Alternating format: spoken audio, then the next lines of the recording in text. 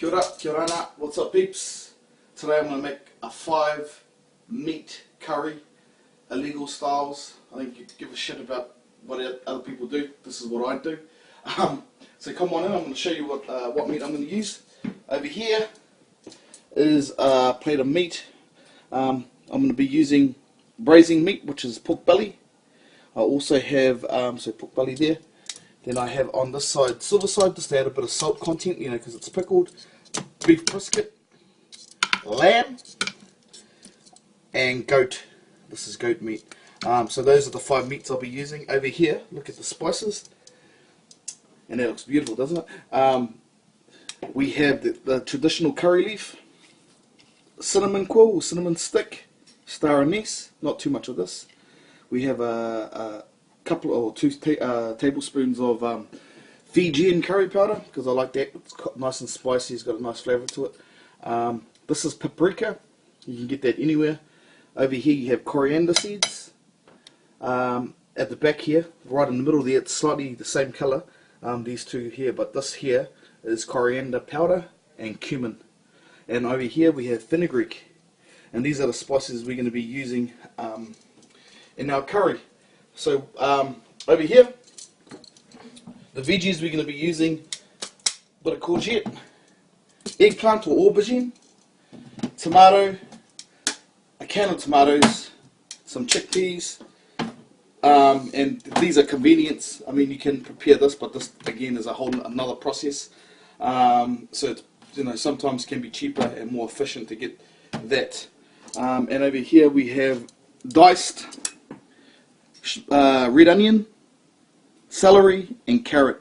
And I'm going to basically show you how to get this started here. Oh, in the back there also we have our root veg, which we'll add halfway through our cooking process, which is kumara and potato. Your normal, you know, whatever, you can use anything really in the curry. So come over here. On the stove I have a stock. Convenient wise, you can buy chicken stock and the thing, but you know, or you can grab chicken frames or chicken bones, add water, celery, onions, carrots, fill it with water, bring it to a boil and simmer for 45 minutes, and then you have a flavoured chicken stock, which is pretty simple. So that's quite handy. You can use it in soups, you can use it in anything. That's cost effective. It probably cost about $1.50 to $2 to make this, as opposed to buy, and you probably get 5 litres, as opposed to buying 1 litre from the supermarket and getting and it costing about $4. So it's up to you really. So what I'm going to do, I'm going to start with 2 hot pans, and in the pans over here I have ghee. Ghee is clarified butter really, and it's very familiar with Indian cooking, and I'm going to add that here. The good thing about ghee is that it has a high burning content, so this can handle a lot more heat than like your normal oils, and not burn.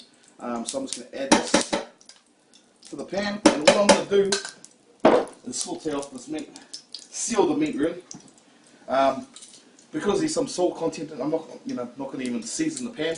I'll season it after, and basically just add it to it. Nice and hot. Careful, make sure no kids are around, because the oil can splat and burn. Don't fill the pan up too much, and make sure the cameraman doesn't get burnt. This is dangerous business, cooking. This is what people don't understand. Dangerous. More dangerous than being a police officer. Touch my balls. That's done. Pack that in here. Basically sear, which is basically sealing the sides. If you come over here, sorry, over here is meat that we've already seared already, 5 minutes earlier. This is the last of it, so I'm just going to be searing that.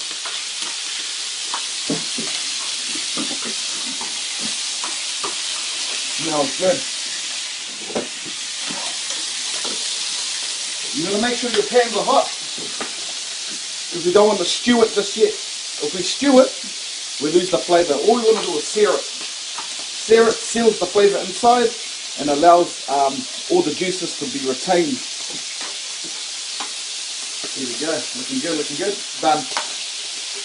Done.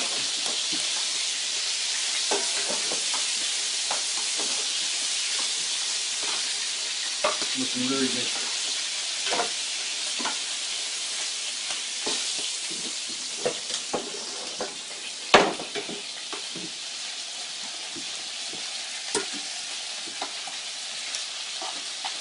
Sometimes at home you run out of space, but it doesn't matter. Some people have flash stoves.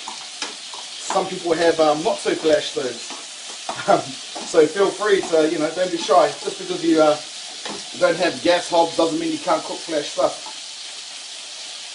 And that's pretty much done. In this pan over here, what I'm going to do is add this mix. I will add it half at a time because there's a lot more than just one pan in there. And I'm just going to saute that off. This is pretty much done. Searing, searing, searing. And basically I'm just going to chuck that in there. They're all done, ready to rock and roll. And this process is fairly simple, fairly easy. A lot more prep involved, but the more prep, the easier the cooking process is. Make sure you have your oven preheated to about 200 degrees. And then I'm going to add the rest of my mix here to that mix as well. This is how you multitask while cooking. This is what makes me such a great multitasker. Okay, so that's the sauteing away. I'm going to move this slightly just so we have some room.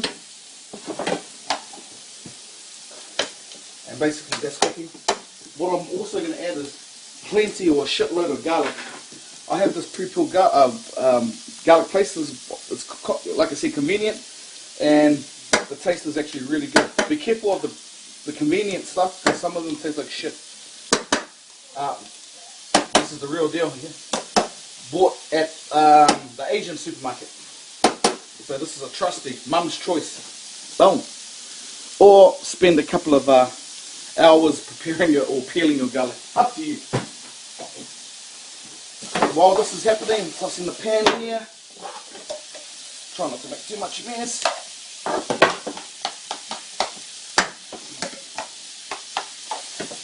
I'm going to add my spices. The spices I'm going to add is curry leaves to this actual mix. Cinnamon in there. Star anise. We only want 1 or 2 because it's very strong. So be careful. And I'm just going to add the rest of the mix. It doesn't matter how much of each you add into it because it's all going into the same pan, eh? Pretty simple, no rocket science, and let's cook that out for a little bit because you want the flavours of the garlic, the curry, the paprika, cumin, the fenugreek to slightly be roasted off, yeah? Roast it off for a little, pan fry that, yeah, let the oils come out, cook that out for a little bit. Oh, look at that, look at that cook, the smell, if you can smell this, it smells like frickin' roses, it's fantastic. Well, not quite roses, but you know what I mean. You get the gist. Look at that. Even the Indians are going to love this. Professional. And then what we're going to do now is add